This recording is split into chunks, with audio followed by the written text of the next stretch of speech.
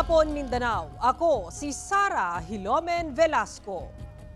Human giaprubahan ang pagsaka sa flag down rate sa mga taxi sa Davao Region. Gipahimangnuan sa LTFRB 11 ang mga taxi driver ug operator nga ipakalibrate ang ilang unit una makapaningil sa bag-ong flag down rate.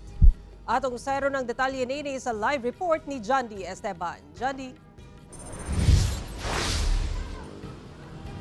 Sara gipahimangnuan sa LTFRB 11 ang tanang taxi drivers nga tumanon ang ilahang calibration sa ila-assess schedule sa ilang calibration aron dili malangan.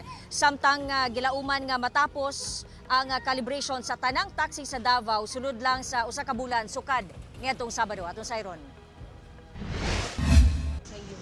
Ginabuhi ni Romar Boho pinaagi sa pagpamasada sa taxi ang iyahang pamilya sulod sa 8 ka tuig sa Davao City.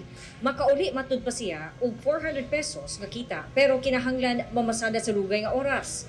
Mao na makatabang gyud daw kanila ang pagsaka sa flag down rate gikan sa 40 pesos ngadto sa 50 pesos. Martes sa butag nagpa-calibrate si Romar sa buhatan sa LTFRB 11. 2017 naman gutong last nga nitaas amo ang flag down sa karon 50 pesos, 10 pesos ra ang madungag.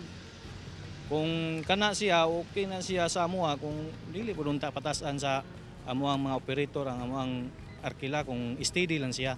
Malipayon sab ang taxi driver nga si Ador Dres nga taga Takurong, Sultan Kudarat, kinsa miadtong Davao niadtong 2016 aron maning palad. Nagpapasalamat kami ka nagtaas yung back down. Importante lang ma'am ka nadagdagan yung sa Pasay.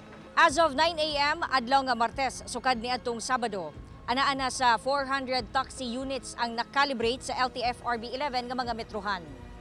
Gilaumang human ang usa ka bulan mag-calibrate na tanan ang 5,400 taxi units sa Davao.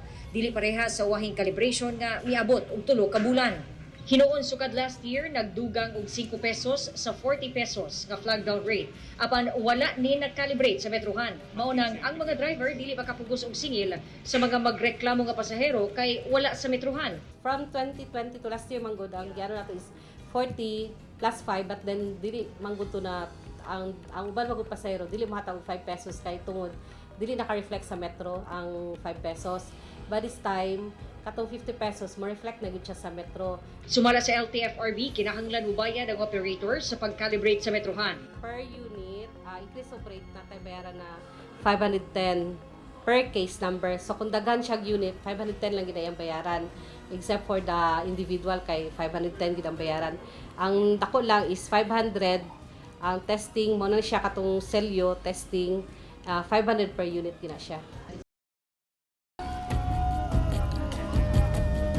Sa karon Sara anaa sa sobra 500 na ang nakalibrate nga mga metrohan sa taxi units dinhi sa Davao. Samtang kinahanglan usab nila nga kumplituhon ang ilang mga requisitos, nakakuha po sila og official notice aron dire-diretso ang pag-facilitate ingon man ang pagproseso sa ilahang calibration sa ilahang metrohan.